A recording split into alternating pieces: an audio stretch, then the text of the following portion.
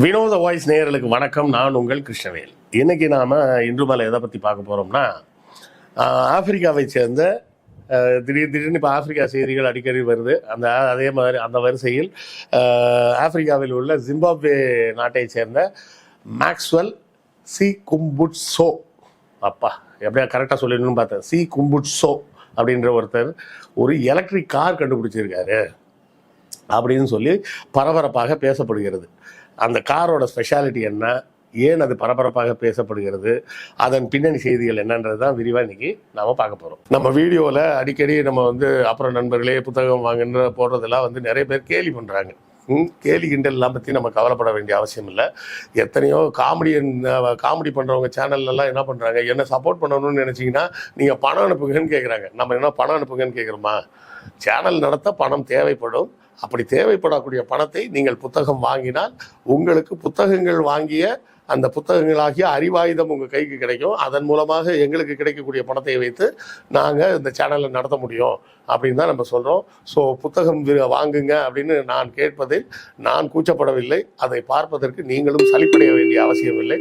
புத்தகம் வாங்க முடியாதவர்கள் லைக் போட்டாலும் சப்போர்ட்டு தான், ஷேர் பண்ணாலும் சப்போர்ட்டு தான், சப்ஸ்கிரைப் பண்ணாலும் சப்போர்ட்டு தான், ஏன் கமெண்ட் போட்டிங்கன்னா கூட சப்போர்ட்டு தான். ஸோ ஏதாவது ஒரு வகையில் உங்கள் ஆதரவை நம்ம சேனலுக்கு கொடுத்துக்கிட்டே இருங்க. இந்த மேக்ஸ்வெல் சி கும்புட்சோ, இந்த ஃபுல் பேர் சொல்ல கஷ்டமாக இருக்குது, அதனால் மேக்ஸ்வெல்னு நம்ம வச்சுப்போம்.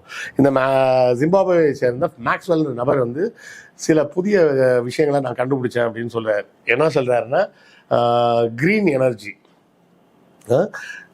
அதாவது பெட்ரோல் டீசல் இதெல்லாம் இல்லாத ஒரு ஆற்றலை உருவாக்கக்கூடிய ஒரு எந்திரத்தை நான் கண்டுபிடிச்சிருக்கேன் அப்படின்றார். அதுக்கு என்ன அவர் சொல்கிறாருன்னா, இந்த ரேடியோ அலைகள்னு சொல்கிறோம் பார்த்தீங்களா, ரேடியோ அலைகள்னால் ஒன்றும் இல்லை, ரேடியோ ஒளிபரப்பும் போது வரக்கூடிய அலைகள், இப்போ நம்ம இருக்குது பாருங்கள், மொபைல் ஃபோன் யூஸ் பண்ணும்போது அதுலேருந்து போகக்கூடிய அலைகள், டிவியில் வரக்கூடிய அலைகள், இது எல்லாத்தையுமே எலக்ட்ரோ மேக்னட்டிக் வேவ்ஸ்ன்னு சொல்லுவாங்க, இல்லை ரேடியோ வேவ்ஸ்ன்னு சொல்லுவாங்க. இந்த அலைகளை பயன்படுத்தி மின்சாரம் தயாரிக்க முடியும். அதுக்கு நான் ஒரு எந்திரம் கண்டுபிடிச்சிருக்கேன் அப்படின்றார். அவர் சொல்கிறது எப்படி சொல்கிறாருன்னா, ஒரு டிவி, அந்த டிவியை ஆன் பண்ணுறதுக்கு பவர் வேண்டாம், கரண்ட்டே இல்லாமல் ஆன் பண்ணலாம். எப்படி அது ஒர்க் ஆகும் அப்படின்னா, அந்த டிவிக்கு வரக்கூடிய அந்த அலைக்கற்றைகள் வருதில்ல, அந்த அலைக்கற்றைகளை உறிஞ்சி அதுலேருந்தே மின்சாரம் தயாரித்து அதுலேயே அந்த டிவி இயங்கும் அப்படின்றாரு. குழப்பமாக இருக்குது அப்படின்றீங்களா? ஆமாம், எனக்கும் குழப்பமாக தான் இருந்தது. ஏன்னா பெர்பச்சுவல் மோஷன் அப்படின்னு சொல்லுவாங்க. பெர்பச்சுவல் மோஷன் அப்படின்னு சொன்னால், இப்போ ஒரு கயிறில் ஒரு இரும்பு குண்டை கட்டி விட்ருக்கீங்கன்னு வச்சிங்களேன், அதை இப்படி பிடிச்சி இழுத்து விட்டிங்கன்னா அது ஆடுமா? அது அப்படியே ஆடிக்கிட்டே இருக்குமா அப்படின்னு சொன்னால் ஆடிக்கிட்டே இருக்காது. ஏன்னா கிராவிட்டி இருக்குது. கிராவிட்டி இழுக்க இழுக்க அந்த ஆடுற தூரம் குறைஞ்சி குறைஞ்சி குறைஞ்சி குறைஞ்சி அப்படியே திருப்பி நேராக நின்றுடும்.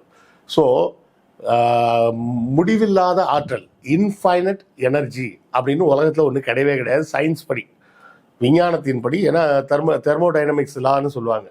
லா of thermodynamics, first law of thermodynamics, second law of thermodynamics அப்படின்னு சொல்லுவாங்க. அதாவது ஒரு உஷ்ணத்துக்கும் ஒரு இயக்கத்துக்கும் எப்போதும் ஒரு சம்பந்தம் இருக்கும். ஒரு இயக்கத்தின் காரணமாக உஷ்ணம் உருவாகலாம், இல்லை உஷ்ணத்தின் காரணமாக இயக்கம் உருவாகலாம் அப்படின்னு சொல்கிறது தான் இந்த தெர்மோடைனமிக்ஸ் லா. அந்த தெர்மோடைனமிக்ஸ் லா படி பார்த்தோம்னா, இன்ஃபைனட் எனர்ஜின்னு ஒன்றும் உருவாக்க முடியாது. இல்லை, அதை ஆங்கிலத்தில் பெர்பச்சுவல் மோஷன் அப்படிம்பாங்க. அதாவது நிரந்தரமான இயக்கம். ஒரு விஷயத்தை ஒரு தடவை ஆட்டி விட்டிங்கன்னா அது பாட்டு அந்த சுற்றிக்கிட்டே இருக்கும். இப்போ எப்படி பூமி சூரியனை சுற்றி வந்துக்கிட்டே இருக்குல்ல, அது மாதிரியே நான் பூமிக்குள்ளேயே ஒரு கருவியை செய்ய முடியும் அப்படின்னு சொன்னோம்னா செய்ய முடியாது. அது சுற்றுறது, அதுக்கு உண்டான கணக்கெல்லாம் வேறு, அதெல்லாம் கிராவிட்டி அது சம்மந்தப்பட்டது. உங்களுக்கு எளிதாக புரிகிற மாதிரி சொல்கிறதுக்காக சொல்கிறேன். ஒரு சப்ஜெக்ட்டுக்கு நீங்கள் புரிஞ்சுக்கிறது, ஒரு கடிகாரத்தை நீங்கள் ஆன் பண்ணி, அதாவது அது டிக்குன்னு துடிக்க ஆரம்பிச்சிச்சுன்னா அது பாட்டு துடிச்சிக்கிட்டே இருக்கிற மாதிரி ஒரு விஷயம் செய்ய முடியுமா அப்படின்றது கண்டிப்பாக முடியாது. அதுக்காக சில விஷயங்கள் செய்யவே முடியாதான் கிராவிட்டியை யூஸ் பண்ணி கரண்ட் உருவாகலாங்க. அப்படிலாம் ஆப்பிரிக்காவில் சில இடங்களில் கொடுத்துருக்குறாங்க. என்னென்னா, ஒரு பை இருக்கும், அந்த பையில் மணலை போட்டிருப்பாங்க. அந்த மணலோட வெயிட் இறங்க இறங்க இறங்க இறங்க இறங்க இறங்க அது ஒரு இது சுற்றிக்கிட்டே வரும். அந்த சுற்றுறது மூலமாக வரக்கூடிய கரண்ட்டை வச்சு ஒரு பல்பை எரிய வைக்கலாம். ஆனாலும் அது நீங்கள் பர்மனெண்ட்டாக அதுவே எரியாது. ஒரு கட்டத்துக்கு மேலே அந்த பை வந்து வெயிட்டுக்கு இறங்கி வந்துடும்ல, அதுக்கப்புறம் திருப்பி தூக்கி அதை மேலே வைக்கணும், வச்சிங்கன்னா திரும்ப வரும். அப்படி வேணால் செய்ய முடியும். அப்போ பர்பச்சுவலாக அந்த மண் மூட்டையை தூக்கி அதில் போட்ட உடனே அந்த மண் மூட்டையோட வெயிட் இறங்குற மாதிரியே இருக்கும்போது அது தொடர்ந்து தானாகவே சுற்றி சுற்றி வந்து இந்த மின்சார விளக்கு எரியுமான்னா அப்படிலாம் செய்ய முடியாது. இவர் சொல்றது என்ன சொல்றாரு, நான் அப்படிதான் ஒன்று கண்டுபிடிச்சிருக்கேன் அப்படின்றாரு. இது எல்லாத்தையும் தாண்டி என்ன சொல்றாரு, அந்த ஜிம்பாப்வே அதிபர் மாங்னவா அப்படின்னு ஒருத்தர், அவர் பேர் ஃபுல் பேர் ஞாபகத்தில், மங்னவா அப்படின்ற பேர் மாதிரி ஒரு பேர், அவர் முன்னாடி ஒரு டெமான்ஸ்ட்ரேஷன் பண்ணி காமிச்சிருக்கிறாரு. இது பாருங்க, இந்த கார் தான் அந்த காரு, இதில் வந்து நான் அந்த எந்திரத்தை ஃபிட் பண்ணியிருக்கேன். இந்த எந்திரம் என்ன பண்ணுன்னா வெளியே இருக்கக்கூடிய ரேடியோ ஃப்ரீக்வன்சிஸை பூரா அப்சர்வ் பண்ணி அதன் மூலமாக மின்சாரத்தை உருவாக்கி அந்த மின்சாரத்தில் இந்த கார் ஓடும் அப்படின்றாரு. ஆனால் இதை பார்த்த சில பேர் என்ன சொல்கிறாங்க, அது வச்சிருக்கிறது வந்து அது வந்து போர்ட்டபிள் பவர் யூனிட்டு, அமேசானில் விற்கிது, அமேசானில் வாங்கினது தான் அது அப்படின்னு சொல்கிறாங்க. இப்போது எனக்கு ஒரு பெரிய குழப்பம் வந்துருச்சு. என்னென்னா, இவர் வந்து உண்மையிலேயே ஒரு சயின்டிஸ்டா இல்லைன்னா நம்ம ஊர் ராமர் பிள்ளை மாதிரி அவங்க ஊர் ராமர் பிள்ளையான்னு தெரியல. ராமர் பிள்ளைன்னு ஒருத்தர் கொஞ்சம் காலத்துக்கு முன்னாடி சுற்றிட்டு இருந்தார், ஞாபகம் இருக்கா? நான் வந்து மூலிகையில் பெட்ரோல் கண்டுபிடிச்சிட்டேன், அந்த பெட்ரோலை வச்சு ஓட்டலாம் அப்படின்னு சொல்லி தலையெல்லாம் போட்டு கொதிக்க விட்டு இந்த பாரு உள்ளே இருந்து அப்படியே பெட்ரோல் மேலே வந்து மிதக்குது பாரு, அதை எடுத்து வண்டியில் போட்டு ஓட்டுற பாருலாம் ஓட்டி காமிச்சார். அப்புறம் கடைசியில் தெரிஞ்சு போச்சு அது பெட்ரோல்லாம் இல்லை. அப்போ பெட்ரோல் மாதிரி ஒரு பொருளா சார் அப்படின்னு சொல்லி சில பேர் உருட்டினாங்க. அது பெட்ரோல் மாதிரியான பொருளும் கிடையாது, அது வந்து அந்த பென்சின் மாதிரி ஏதோ ஒரு பொருள் சொன்னாங்க. அதுவும் பெட்ரோல் மாதிரியே செய்யும், ஆனால் அது தூக்கி வண்டியில் ஊற்றுனீங்கன்னா வண்டி இன்ஜின் வீணாக போயிடும். சரியா? அந்த குறிப்பிட்ட கெமிக்கல்ஸ் வந்து பெரிய அளவில் வட சென்னை பகுதியில் ஒரு இடத்துல கடத்தல் நடந்துக்கிட்டு இருக்குது, அதை கள்ள மார்க்கெட்டில் விற்கிறாங்க. அதைத்தான் வந்து இவர் வந்து மூலிகை பெட்ரோல்ன்ற பேரில் விற்க ட்ரை பண்ணார். அதன் பிறகு அது பொய்ன்னு ப்ரூவ் ஆகிடுச்சு. பயோஃபியூவல் அப்படின்னு ஒரு ரிசர்ச் நடந்துக்கிட்டு தான் இருக்குது, நடக்காமலாம் இல்லை. என்ன ஒன்று, இந்த இலை தலைகள்லேருந்து உருவாக்கக்கூடிய அது வந்து மூலிகைன்னு அவர் சொல்லிட்டாரு. நம்ம ஊரில் மூலிகைன்னு எதை சொன்னாலும் நம்பிடுவாங்க நம்ம ஆளுங்க தான். இப்போ இதுக்கும் வந்துடுவாங்க பாருங்க, அந்த மாதிரி ஒருத்தர் எல்லாம் வளரவே உடலை, நீங்கள் நாசம் பண்ணிட்டீங்க, அது பண்ணிட்டீங்க, இது பண்ணிட்டீங்கன்னு வந்துடுவாங்க. அது மூலிகையும் கிடையாது, ஒன்றும் கிடையாது. அந்த ஆள் என்ன பண்ணியிருக்காங்கன்னா ஐஐடியில் வச்சு டெமான்ஸ்ட்ரேட் பண்ண சொல்லியிருக்காங்க. அவர் ஒரு குச்சி வச்சு நான் ஆட்டுவேன் அப்படின்னாரு. அந்த குச்சியில் முனையில் வந்து மெழுகு வச்சுருந்துருக்கிறாரு. இதை சூடு பண்ணும்போது தண்ணி கொதிக்கிறதுக்கு முன்னாடி 100 டிகிரி வரணும். தண்ணி 70 டிகிரி வந்துச்சுன்னா என்ன ஆகும்னா மெழுகு வந்து உருகும். இவர் வச்சிருக்கிற அந்த பைப் இருக்குல்ல, அந்த பைப்புக்குள்ளே பெட்ரோல் வச்சுருந்துருக்காரு, ஊற்றி வச்சுட்டு அந்த டிகிரி 70 டிகிரி வந்த உடனே நான் இந்த மெழுகு உருகிடும். உருகினோடனே அது உள்ளே இருக்கிற அந்த பெட்ரோல் போன்ற அந்த திரவம் வந்து தண்ணிக்குள்ளே வந்துடும். தண்ணியை விட அது டென்சிட்டி கம்மி, அடர்த்தி கம்மின்றதுனால தண்ணிக்கு மேலே வந்து மிதக்க ஆரம்பிச்சிடும். அப்போ அவர் இதை பார்த்தீங்களா மேலே வந்துருச்சுன்னா அதை எடுத்துகிட்டு வண்டியில் போட்டு ஓட்டி காட்டுறாரு. பார்த்தீங்களா, வெறும் தண்ணி நீங்கள் தான் பார்த்தீங்க, வெறும் இலை நீங்கள் தான் பார்த்தீங்க, இப்போ நம்ம கிண்ண உடனே இந்த மூலிகையிலேருந்து பெட்ரோல் வந்துருச்சு பாருங்க அப்படின்னாரு. ஆனால் அந்த பெட்ரோல் அவர் கொண்டு வந்தது என்னது, அந்த குச்சின்னு சொன்ன குச்சி இல்லை, அது ஒரு டியூப், அந்த டியூபுக்குள்ளே வச்சுருந்துருக்கிறார். ஸோ இதை வந்து நான் பெரிய அளவில் பண்ணிவிடுவேன், அரசாங்கம் எனக்கு உதவி பண்ணோம் அப்படி இப்படின்லாம் ஓட்டிக்கிட்டு பார்த்தாரு. கடைசியில் ஃப்ராடுன்னு பிடிச்சிட்டாங்க. இப்போ இதை போலவே அங்கே உள்ள ஃப்ராடா இவர் அப்படின்னு ஒரு கேள்வி வருது. ஆனால் அதுக்கு இப்போ குறித்து சரியான ஆதாரங்கள் இல்லை. அப்போ இந்த ரேடியோ அலைகள்ல இருந்து மின்சாரம் தயாரிக்க முடியுமா முடியாதான்னா கண்டிப்பாக முடியும்.